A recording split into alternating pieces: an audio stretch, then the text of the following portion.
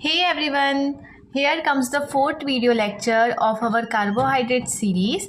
और आज के वीडियो लेक्चर में जो टॉपिक हमें कवर करना है वो है होमोपॉलीसेकेराइड्स। तो जैसे हमने कल के वीडियो लेक्चर में होमोसेकेराइड्स को लेके एक बेसिक डेफिनेशन दी थी कि होमोपॉलीसेकेराइड्स ऐसे पॉलीसेकेराइड्स होते हैं जो हाइड्रोलिसिस के थ्रू जब एंड प्रोडक्ट देते हैं तो उनके एंड प्रोडक्ट में सिर्फ एक सिंगल टाइप का मोनोसेकेराइड यूनिट रहता है जिसका नेचर भी सेम है, यानी कि एक सेम नेचर के मोनोसेकेराइड से मिलके ही ये होमोपॉलीसेकेराइड्स बनते हैं। अब अगर हम इसके कुछ एग्जाम्पल्स को देखें तो हमारे पास सबसे पहला एग्जाम्पल जो है वो है starch. Starch is a carbohydrate reserve of plants which is most important dietary source for higher animals including men। तो फोटोसिंथेसिस के थ्रू जब प्लांट अपना खाना बनाते हैं तो उनमें जो मेजर सोर्स होता है एज फूड वो स्टार्च प्रेजेंट होता है। स्टार्च ही वो कार्बोहाइड्रेट यूनिट है, स्टार्च ही वो शुगर है जो हमारे प्लांट्स मेजर अमाउंट में अपने अंदर स्टोर करते हैं और वो एक इम्पॉर्टेंट डाइटरी सोर्स बन जाता है for higher animals and for men. Starch is a homopolymer composed of D glucose units held by alpha glycosidic bonds. It is known as glucagon or glucan. तो जैसे कि स्टार्च एक homopolymer है तो इसके अंदर सिर्फ एक ही टाइप की शुगर प्रेजेंट होनी चाहिए और वो एक टाइप की शुगर है डी ग्लूकोज। सिर्फ डी ग्लूकोज ही स्टार्च के कंपाउंड के अंदर प्रेजेंट होता है और वो अब एक दूसरे से अल्फा ग्लाइकोसिडिक बॉन्ड्स के थ्रू कनेक्ट होता है। Starch consist of two polysaccharide components. Majorly जो स्टार्च का कंपाउंड है उसके अंदर दो मेजर कंपोनेंट्स होंगे जो कि है वाटर सोल्यूबल अमाइलोज जो 50 to 20% प्रेजेंट होता है स्टार्च के कंपाउंड में एंड वाटर इनसोल्यूबल अमाइलोपेक्टिन जो कि 80 to 85% प्रेजेंट होता है स्टार्च के कंपाउंड में। The next one is chemically amylose is a long branch chain with 200 to 1000 D glucose unit held by a 1,4 glycosidic linkages. तो जो हमारे पास सबसे पहला कंपाउंड है जो सबसे पहला कंपोनेंट है अमाइलोज वो एक सिंपल चेन फॉर्म करता है, यानी कि अमाइलोज का जो स्ट्रक्चर होगा ना वैसे ही चेन के थ्रू होगा, वो ब्रांच नहीं होगा। और ये जो चेन होती है उसके अंदर 200 से लेके 1000 तक ग्लूकोज यूनिट एक दूसरे से अल्फा 1,4 ग्लाइकोसिडिक लिंकेज के थ्रू कनेक्टेड होते हैं।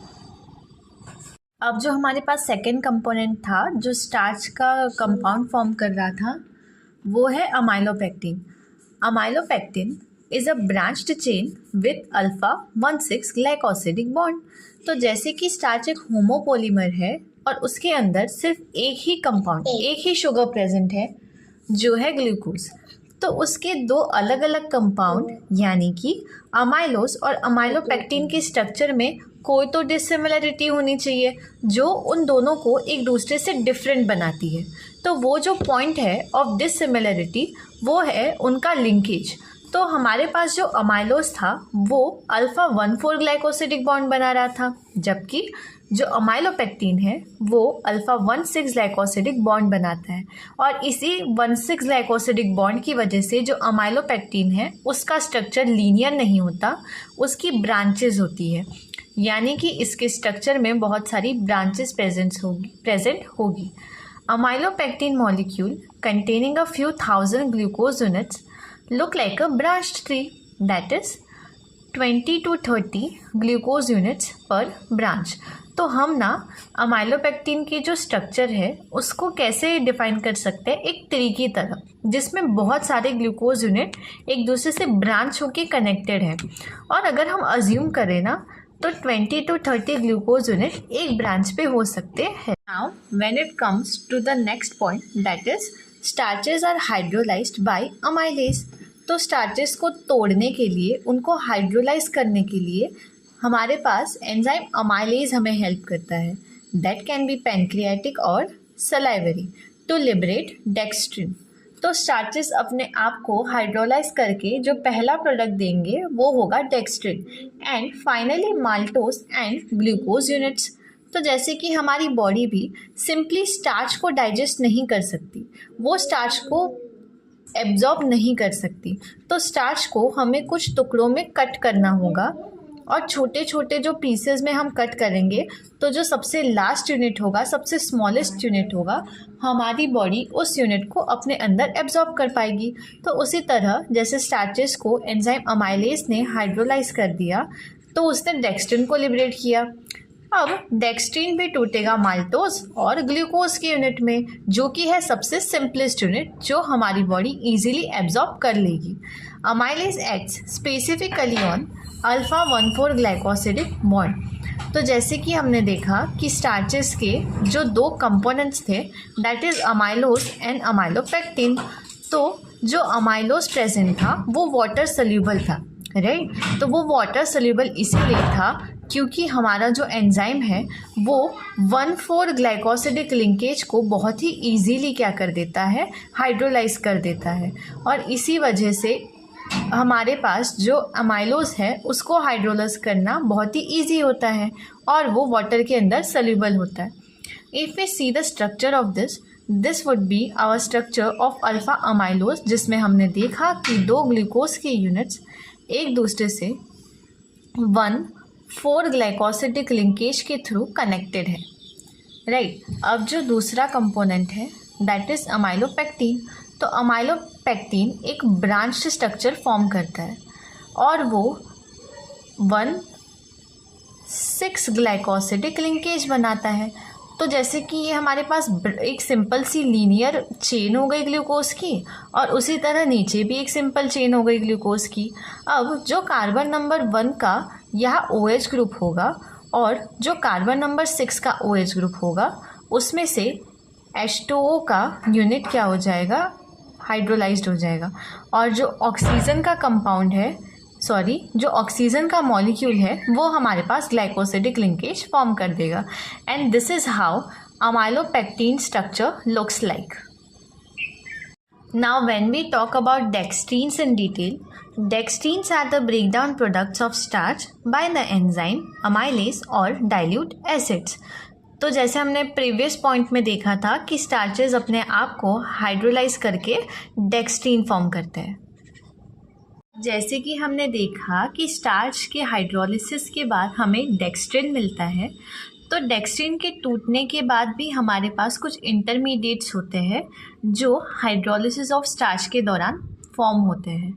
वो इंटरमीडिएट्स है soluble starch that is blue in color, amylodextrin that is violet in color, erythrodextrin red in color and acrodextrin that have no color। तो dextrin में कन्वर्ट होने के बाद स्टार्च इन इंटरमीडिएट्स में भी कन्वर्ट होता है एंड उसके बाद वो माल्टोज और ग्लूकोज में कन्वर्ट हो जाता है। Now the next homopolymer in our list is inulin.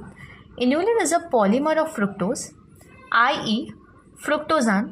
It occurs in dahlia bulbs, garlic, onion, etc. तो जो इन्यूलिन है वो सिर्फ फ्रुक्टोज से मिलके बना है, उसके अंदर जो शुगर प्रेजेंट होगी वो फ्रुक्टोज होगी। It is used for assessing kidney function. तो इन्यूलिन जो होगा वो किडनी के फंक्शन को एसेस करेगा, उसको देखेगा through measurement of glomerular filtration rate that is GFR। तो जो इन्यूलिन है ना वो GFR की रेट को एसेस करता है, उसको देखता है। It is a low molecular weight around 5000 polysaccharide easily soluble in water. तो इन्यूलिन का स्ट्रक्चर जो है ना वो इतना कॉम्प्लेक्स नहीं होता, तो इसलिए उसका जो मॉलिक्यूलर वेट है वो भी काफ़ी कम होता है, जो है 5000। और ये जो सारे पॉलीसेकेराइड्स है वो ईजीली वाटर के अंदर क्या हो जाते हैं, सल्यूबलाइज हो जाते हैं। And here the another homopolymer in our bucket list is glycogen. Glycogen is the carbohydrate reserve in animals, hence often referred to as animal starch। यानी कि जैसे एनिमल्स के अंदर जो कार्बोहाइड्रेट्स का रिजर्व होगा, जो कार्बोहाइड्रेट स्टोर होगा वो ग्लाइकोजन के फॉर्म में स्टोर होगा और इसीलिए इसे एनिमल स्टार्च भी कहते हैं। It is present in high concentration in liver. तो हमारे लिवर के अंदर ग्लाइकोजन हाई कंसंट्रेशन में पाया जाता है, followed by muscle, brain, etc। Glycogen is also found in plants that do not possess chlorophyll. Example is yeast and fungi. तो animals के अंदर तो ये हमारे लिवर, मसल और ब्रेन में होता है, जबकि प्लांट्स के अंदर भी कुछ ग्लाइकोजन प्रेजेंट होता है, और वो भी उन प्लांट्स के अंदर जिनके पास क्लोरोफिल नहीं होता है, जैसे कि ईस्ट और fungi. Jumping to the next point, that is glucose is the repeating unit in glycogen joined together by alpha 1,4 glycosidic bonds and alpha 1,6 glycosidic bonds at branching points. तो जैसे कि ग्लूकोजन एक होमोपॉलीमर है और उसके अंदर जो रिपीटिंग यूनिट है जो बार बार अपने आप को रिपीट करके ग्लाइकोजन का स्ट्रक्चर फॉर्म करेगा, वो यूनिट, वो शुगर भी ग्लूकोज है, जो एक दूसरे से अल्फा 1,4 ग्लाइकोसिडिक लिंकेज के थ्रू भी कनेक्टेड रहेगी और अल्फा 1,6 ग्लाइकोसिडिक बॉन्ड्स के थ्रू भी एक दूसरे के साथ लिंक्ड रहेगी एट इट्स ब्रांचिंग पॉइंट्स. जब हम इसका स्ट्रक्चर देखेंगे तो हमें और क्लैरिफाई हो जाएगा कि ये स्ट्रक्चर कैसे फॉर्म होगा. The molecular weight that is up to this and the number of glucose units that is up to 25,000 vary in glycogen depending on the source from which glycogen is obtained. तो जैसे कि glycogen के form होने की जो site होगी, जो source होगा, उसी के ऊपर डिपेंड करेगा कि कितने ग्लूकोज यूनिट्स उसमें प्रेजेंट होंगे और उसका मॉलिक्यूलर वेट कितना होगा. तो अगर हम ग्लाइकोजन के स्ट्रक्चर को देखें ना, तो ग्लाइकोजन के स्ट्रक्चर में एक लीनियर चेन है ग्लूकोज मॉलिक्यूल्स की, और उसी चेन में कुछ ग्लूकोज के मॉलिक्यूल्स एक दूसरे से कनेक्ट होके यहाँ पे ब्रांच फॉर्म करेंगे. तो जैसे कि 1, 2 और 3 ग्लूकोज के स्ट्रक्चर के यहाँ हमने देखा कि ये ब्रांचेस जो है इसके बाहर इमर्ज हो रही है. अब इस ब्रांचिंग पॉइंट को अगर हम जूम करके देखें तो हमें क्लैरिफाई हो जाएगा कि ये यहाँ पे कैसे कनेक्ट हो रहा है एक दूसरे से. So this was the zoom part. जैसे हमने देखा कि यहाँ पे 1,4 एंड 1,6 ग्लाइकोसिडिक लिंकेजेस होगी, राइट. सो जहाँ से ब्रांच एमर्ज होगी that would be it's vertical portion, जो कि हम देख सकते हैं ये हमारे पास ना ग्लूकोज का वर्टिकल स्ट्रक्चर है, वर्टिकल पोर्शन है. तो इस फॉर्म में ग्लूकोज अपने 1 एंड 4 पोजीशन पे एक दूसरे से 1,4 ग्लाइकोसिडिक लिंकेज फॉर्म कर रहा है, और उसी तरह ये जो लीनियर चेन दिख रही है जो हॉरिजॉन्टली प्लेस्ड है, वहाँ पे यही ग्लूकोज 1,6 ग्लाइकोसिडिक लिंकेज फॉर्म कर रहा है. तो यही दो अलग अलग लिंकेजेस एक दूसरे के साथ मिलके जो vertical and horizontal structure form करती है, इसी की वजह से ब्रांच लुक आता है. तो ये ग्लूकोज की लीनियर स्ट्रक्चर है, और इसी लीनियर स्ट्रक्चर से ये ग्लूकोज 1,6 ग्लाइकोसिडिक लिंकेज को फॉर्म करके एक वर्टिकल ब्रांच फॉर्म कर देगा. तो यही होता है structure of glycogen. Now here is our last second topic from today's lecture, that is cellulose. Cellulose occurs exclusively in plants and it is the most abundant organic substance in plant kingdom. तो जैसे कि cellulose के बारे में हम पढ़ते हैं कि सेलुलोज सेल वॉल के अंदर प्रेजेंट होता है, और सेल वॉल प्रेजेंट होती है प्लांट्स के अंदर, और इसी वजह से सेलुलोज एक्सक्लूसिवली पाया जाता है प्लांट्स में, और cellulose is totally absent in animal body. क्योंकि हमारे एनिमल सेल के अंदर सेल वॉल प्रेजेंट नहीं होती है, इसी वजह से सेल्यूलोज भी एनिमल सेल के अंदर प्रेजेंट नहीं रहता है. Cellulose is composed of beta D glucose units linked by beta 1,4 glycosidic bonds. तो इससे पहले जितने भी हमने एग्जाम्पल्स देखे थे उनमें अल्फा डी ग्लूकोज प्रेजेंट था. अब जब हम सेल्यूलोज की बात कर रहे हैं तो सेल्यूलोज के अंदर बीटा डी ग्लूकोज के यूनिट्स प्रेजेंट है जो एक दूसरे से बीटा 1,4 ग्लाइकोसिडिक बॉन्ड्स बना रहे हैं. Cellulose can not be digested by mammals including man due to the lack of enzyme that cleaves beta glycosidic bonds. Alpha amylase breaks alpha bonds only. तो जैसे कि सेल्यूलोज एनिमल्स के अंदर present ही नहीं होता है, सेल्यूलोज प्लांट्स के cell wall में प्रेजेंट होता है, और यही सेल्यूलोज मैमल्स डाइजेस्ट नहीं कर पाते हैं इंक्लूडिंग अस. एंड ये इसलिए होता है क्योंकि हमारे पास एंजाइम नहीं होता है जो बीटा ग्लाइकोसिडिक बॉन्ड को तोड़ सके, उसको क्लीव कर सके.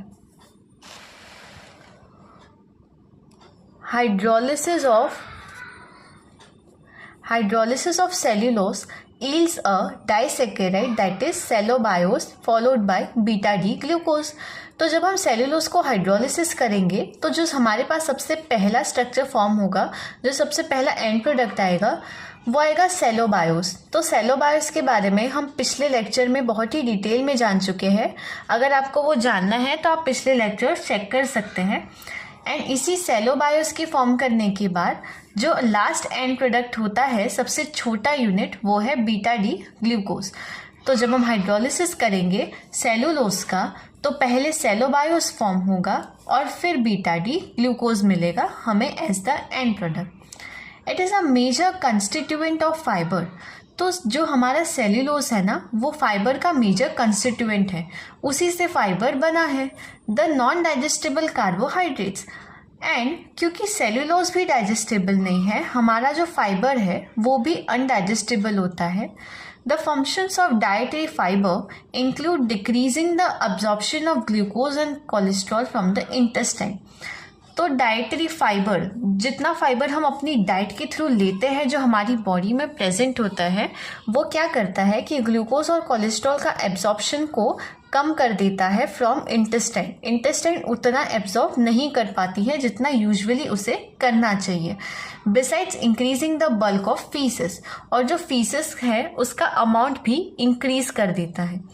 अब अगर हम सेल्यूलोज के स्ट्रक्चर को देखें तो इस स्ट्रक्चर में ये क्लैरिफाई हो रहा है कि हमारे पास बीटा डी ग्लूकोज के यूनिट्स हैं और वो 1,4 कार्बन पे एक दूसरे के साथ ग्लाइकोसिडिक लिंकेज फॉर्म कर रहे हैं।